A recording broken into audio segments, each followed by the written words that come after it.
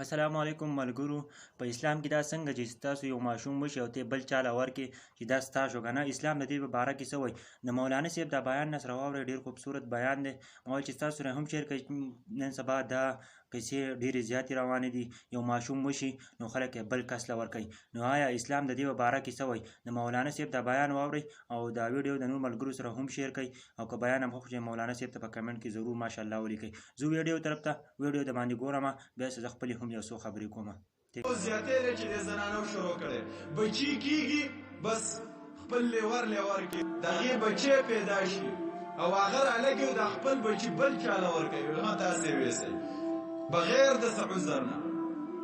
نو ما لور وشوه زما نه د خوښه مه ستا شو، زما زوی وشو هغه دا ستا شو، او خپل بچی د پیو نه منع کي او زه بلکټوجینو په سریلیکو باندې بچی غټیږي دغې او ښه د دې په سینه کې پی پراته دي. دا ښځه هم الله جهنم ته وراچي. دا ظلم او زیاتې دی چې د زنانو شروع کړی. بچی کیږي بس خپل لیور کې، رور لیور کې، وراره لیور کې، تره لیور کې، ماما لیور کې. هغه الله شونډې پیدا کړی، بچی نشته. زنانه رالګي او خپل بچی بل له ورکوي. د خپلو پیو نه خپل بچی محرومه کړي. دا ښځې به الله اور ته وراچي او په دې سینو به الله ماران لګیا کوي. ای میندو، د خپلو بچو په باب کې د الله نه ویریږئ.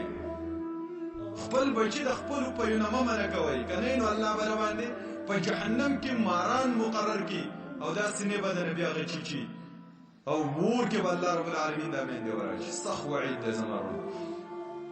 کومه زنانه چې دا کار کوي د نن الله ته توبه وباسي او دا لیکټوجین او سریلیکې بندې کوي په بچو باندې او د خپل پی وله ورکړي. هسې دی چې الله هم جهنم ته ور وانهتوي. ملګرو ویډیو هم کتلې، ډېره زبردسته ویډیو. مولانا صاحب بیان هم واورېدو. نن سبا زمونږ په دې معاشره کې دا مسایل ډېر زیات دي.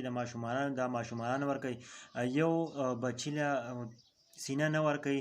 تاسو ته ښه پته سریلیک دا سیستم ول راوړي. نو دا نه پکار، تاسو به دا مسلې اورېدلې، تاسو له هم پکار ده چې دا نورو ملګرو سره شیر کړئ چې دا کومه مسلې په دې خلکو کې نو چې دا ځان نه وباسي. ګوره په دې کې دی ګناه. تاسو مسلې اورېدلې او دا ویډیو د هر کس ته ورسوئ. زمونږ بس تاسو ته ویډیو جوړولو نور بس تاسو رسول ستاسو کار دی چې تاسو خلکو ته ورسوئ. او ډېر زبردست بیان او دا مسلې نن سبا ډېرې زیاتې عامې دي ګوره. او